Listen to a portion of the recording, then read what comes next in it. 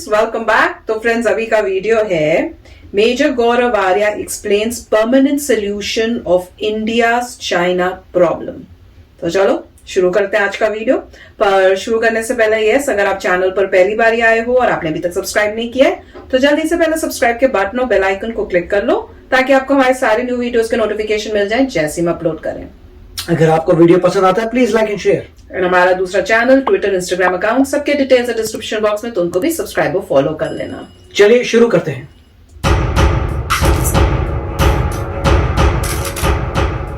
चीन जो इतना चौधरी बनता है, ये मालदीव्स में ये कर दिया, अफ्रीका में इतना ये कर दिया, पाकिस्तान में ये कर दिया, श्रीलंका में हनुमान टोटा पोर्ट है, मलाका स्ट्रेट्स में ये ड्रामा चल रहा है उनका, साउथ चाइना सी इधर आंखें दिखा रहा है जापान को, ऑस्ट्रेलिया से तू मैं चल रही है। दुनिया भर में चीन की जो चौधराहट चल रही है, ये कम कैसे होगी? ये कम तब होगी, ये कम खत्म, मैं कह रहा हूं कम भी नहीं, ये खत्म तब होगी जब चीन के अंदर छोटी छोटी आग लगेगी। पाकिस्तान को छोड़िए, उसको डब्बा case, it's a basket case, वो खुद इंप्लोड कर जाएगा। चीन के अंदर इतने हांगकांग पैदा कर दो। जब मैं हांगकांग कहता हूं, हांगकांग से मेरा मतलब क्या है?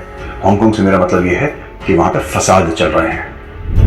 उस वक्त भी जॉर्ज फर्नांडिस साहब ने यही बात बोली थी कि ध्यान रखना मेरी बात का, कई सालों के बाद तुम्हें मेरी बात का ध्यान आएगा और तुम याद करोगे मेरी बात कि China is the real threat. आधी अधूरी, जिसको कहते हैं सवा पौना, ऐसी डेमोक्रेसी पाकिस्तान ने भी देखी, लेकिन चीन ने एक दिन डेमोक्रेसी का नहीं देखा। चाइना में एक बहुत बड़ी फॉल्ट लाइन है और इंडिया को इस फॉल्ट लाइन का फायदा उठाना चाहिए, उठाना पड़ेगा। ये मुल्क कैसे सुपर पावर बनेगा अगर हर 2.5-3 महीने में यहां पे चुनाव हो रहा है? यहां पे 24 घंटे एक मेले की तरह चुनाव ही होते रहते हैं यहां पे। तो मैं ये नहीं कह रहा कि चुनाव खत्म करिए, ये नहीं कह रहा, चुनाव बिल्कुल होना चाहिए। कि ऐसा नहीं हो सकता कि एक बार चुनाव हो और फिर 5 साल के लिए छुट्टी या 4 साल के लिए छुट्टी। इनके पास एटम बम है, अकल 2 रुपए की नहीं है, ठीक है, और गुर्दा तो चवन्नी का नहीं है इनके पास, लेकिन मुसलमानों के रहनुमा बनते हैं पाकिस्तानी। चीन ने पाकिस्तान में, बलूचिस्तान में शराब की फैक्ट्री खोल दी, इस्लामिक रिपब्लिक के बीच में, और चीन ने बोला सब शराब पियो, मस्त रहो, शराब पियो, मस्त रहो, हाका नूडल खाओ, क्या फर्क पड़ता है। और इस्लामिक रिपब्लिक ऑफ पाकिस्तान ने बोला कि बिल्कुल एकदम डन, आप चाइनीज हैं साहब, बिस्मिल्लाह करिए आप। विंटर ओलंपिक गेम्स चाइना में, दुनिया भर में प्रोटेस्ट हैं उसके खिलाफ।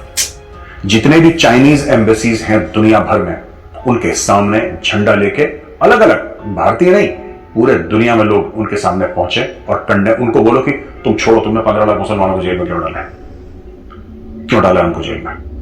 जय हिंद दोस्तों, मैं हूं मेजर गौरव आर्या और आप देख रहे हैं डिफेंसिव ऑफेंस। लाइक करिए, सब्सक्राइब करिए और बेल आइकन दबाना मत भूलिएगा। दोस्तों नमस्कार।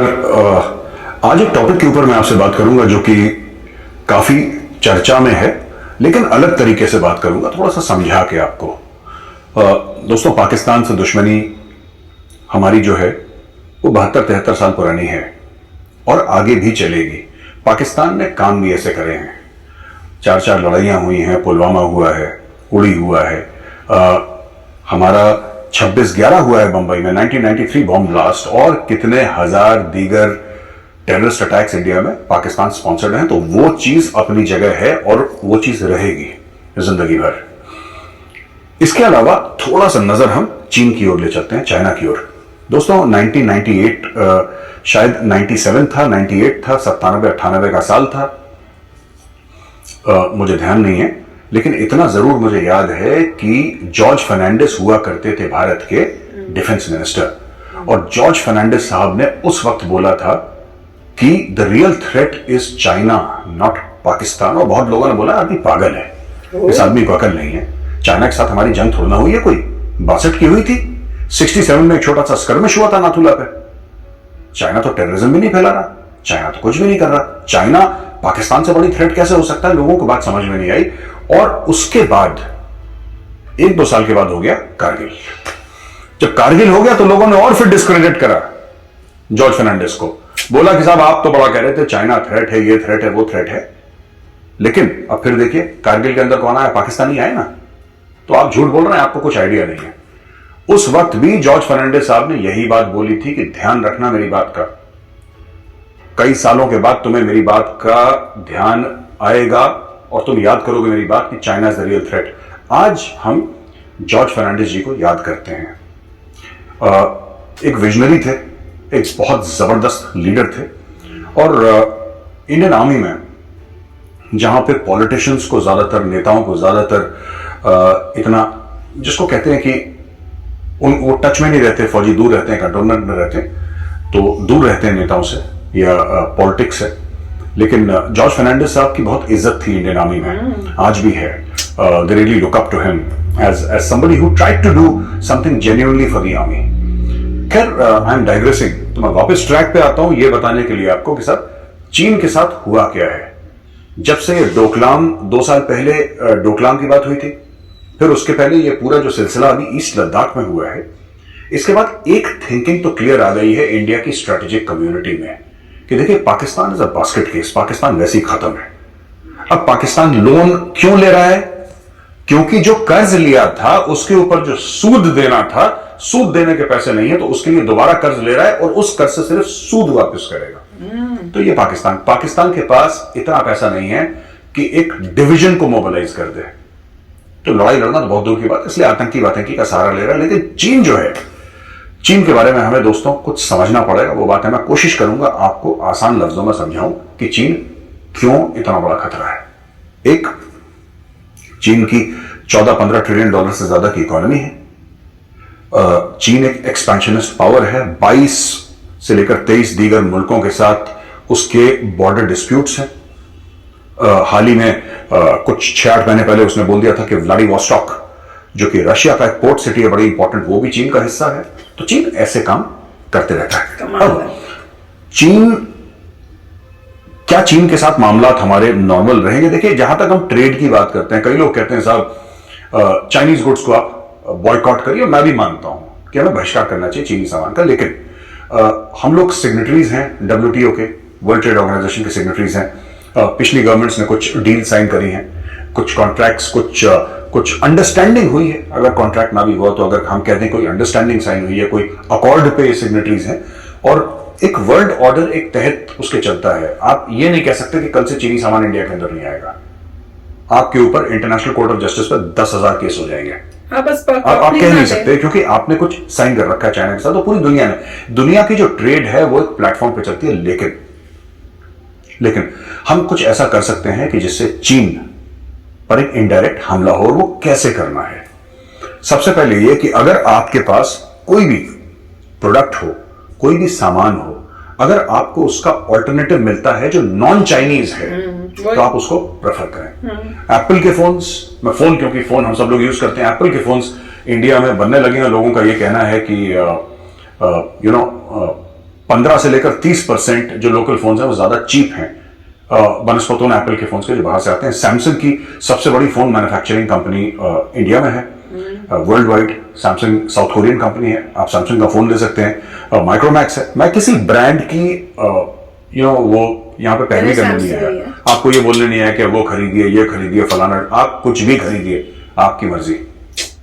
आप कोशिश करिए कि आप वो खरीदें जो कि चाइनीज प्रोडक्ट ना हो। पहली चीज ये।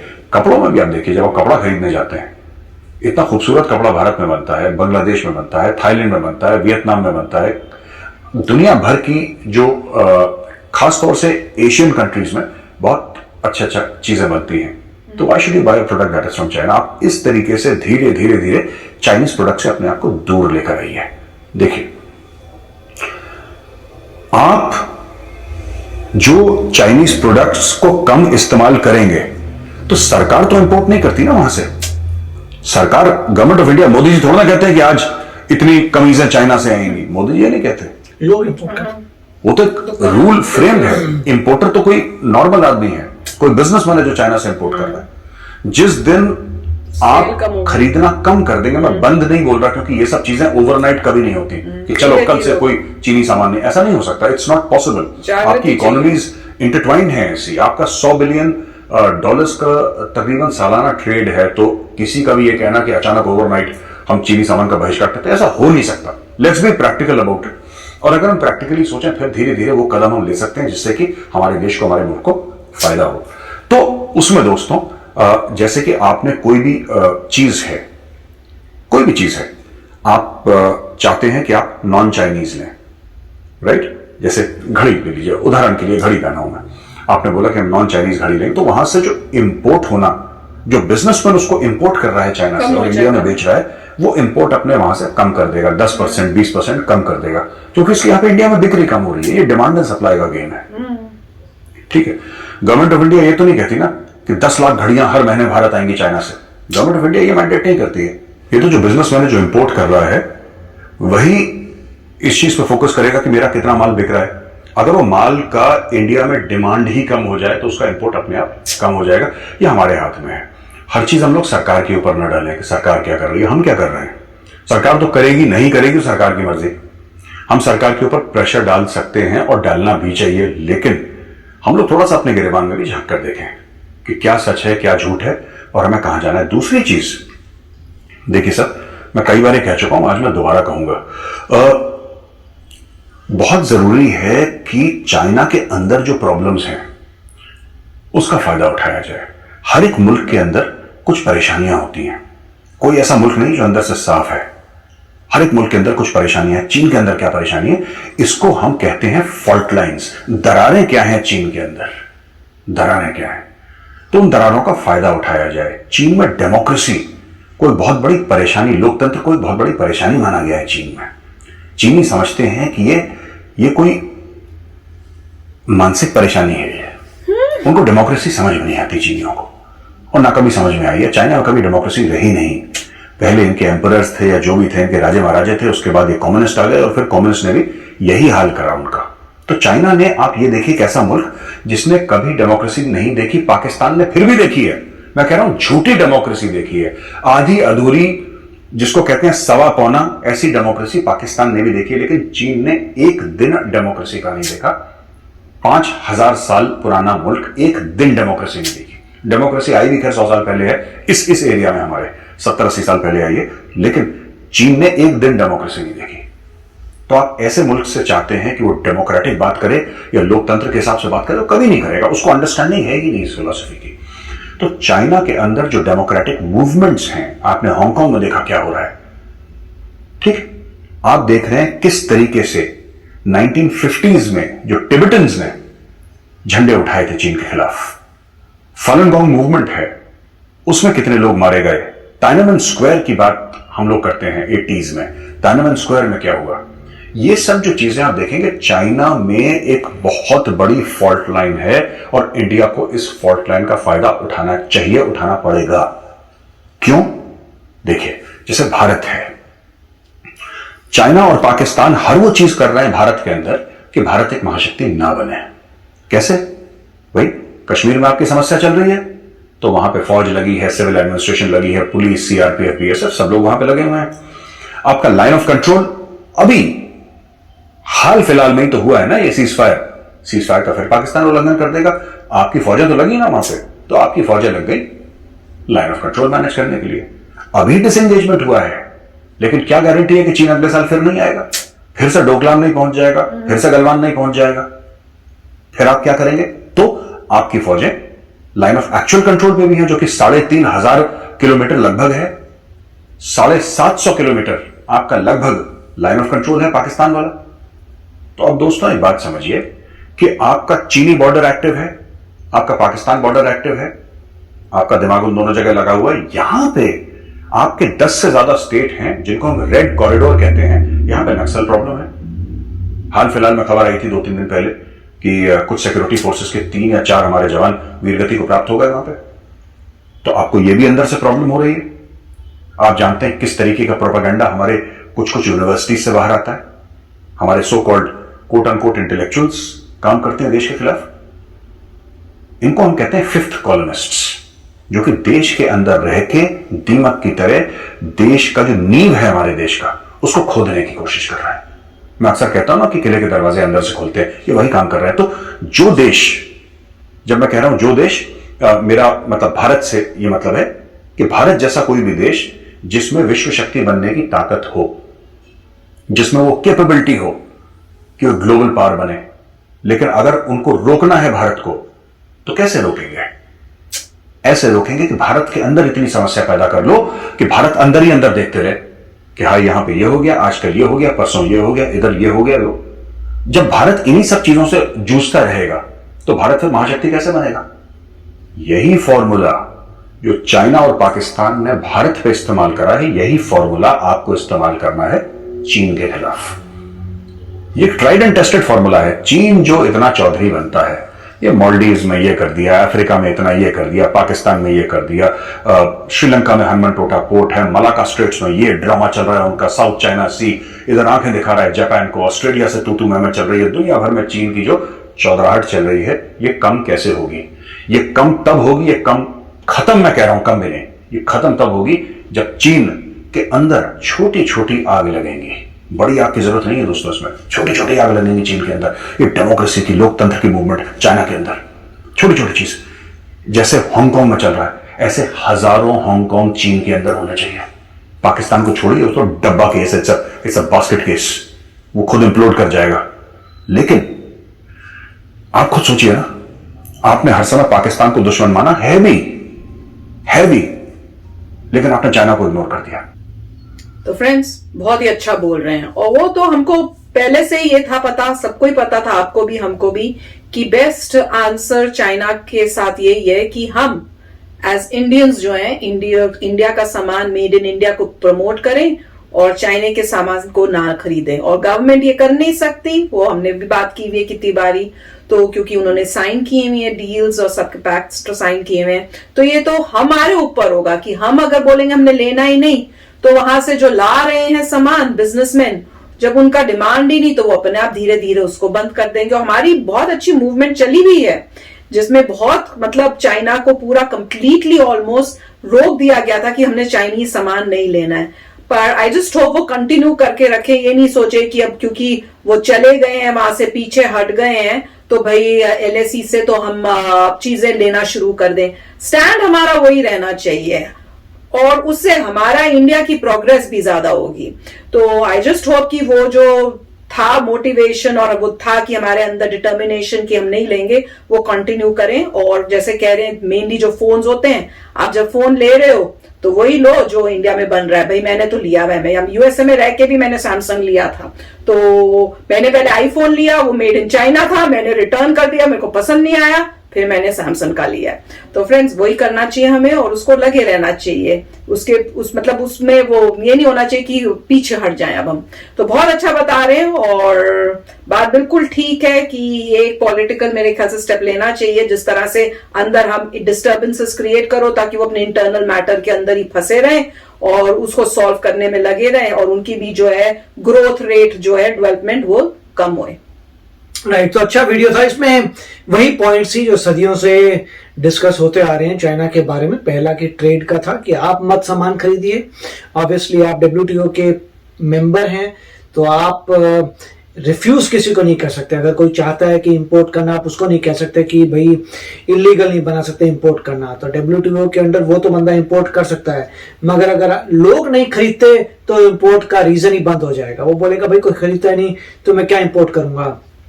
तो ये बहुत इंपॉर्टेंट बात है। और दूसरी पॉइंट वही, तो इंडिया डेमोक्रेसी है और आप देख ही रहे हैं कि हर टर्म के बाद जो है प्राइम मिनिस्टर हमारे चेंज होते रहते हैं, राइट। मगर चाइना में ऐसा नहीं होता। जो पार्टी है सदियों से पार्टी डिसाइड करिए कौन बंदा आएगा।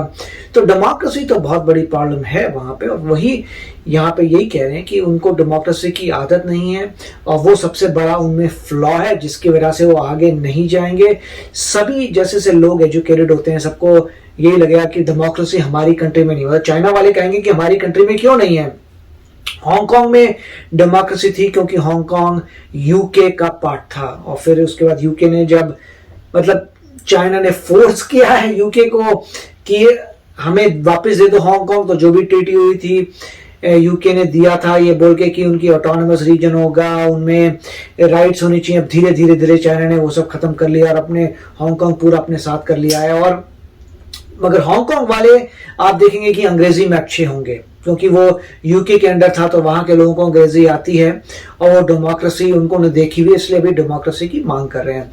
और बात सही है कि इवेंचुअली चाइना में जब और लोग डेमोक्रेसी मांगेंगे तो कंट्री को प्रॉब्लम आएगी, क्योंकि अब जो है उनको ये लगा कि एक ही पार्टी पॉसिबल नहीं है, और लोग खड़े हो रहे हैं, पॉलिटिकल लीडर्स खड़े होंगे कि अपनी अपनी पार्टीज बनाएंगे, तो देखना पड़ेगा। मेरे ख्याल से इस रिफॉर्म में समय लगेगा और यही इंडिया का शायद एडवांटेज रहेगा कि वहां डेमोक्रेसी नहीं है और वहां पे इस टाइप की मतलब उनकी अपनी जो है चलनी चाहिए अभियान कि हमें डेमोक्रेसी चाहिए। और ये रशिया भी उसी पॉइंट पे है जो आपने सुनी होगी न्यूज की मिस्टर पुतिन ने कुछ ऐसा कर दिया है कि अब वो मतलब रहेंगे हेड ऑफ रशिया टिल जब तक वो 82 ईयर्स के नहीं हो जाते, और उसके बाद वो कह रहे हैं जो नए लोग आएंगे वो 6 ईयर की टर्म पे जाएंगे, तो उन्होंने अपनी एक्सटेंड कर ली। तो बहुत कुछ हो रहा है। तो मेरे ख्याल से दोनों रशिया और चाइना में डेमोक्रेसी नहीं है और यही इंडिया का एडवांटेज है कि इंडिया को इसीलिए प्रमोट करना चाहिए कि भाई सभी नेशंस में डेमोक्रेसी आनी चाहिए। तो अच्छा वीडियो था। तो चलो फ्रेंड्स चलते हैं, मिलेंगे नेक्स्ट वीडियो में सेकंड पार्ट में बहुत ही जल्द। Till then take care and bye bye. तो अगर आप मेरे इस चैनल पे नए हो तो जल्दी से सब्सक्राइब के बटन को हिट करो और बेल आइकन को क्लिक करो ताकि आपको मेरा जब नया वीडियो मैं लगाऊं आपको उसके बारे में जल्दी से पता चल जाए।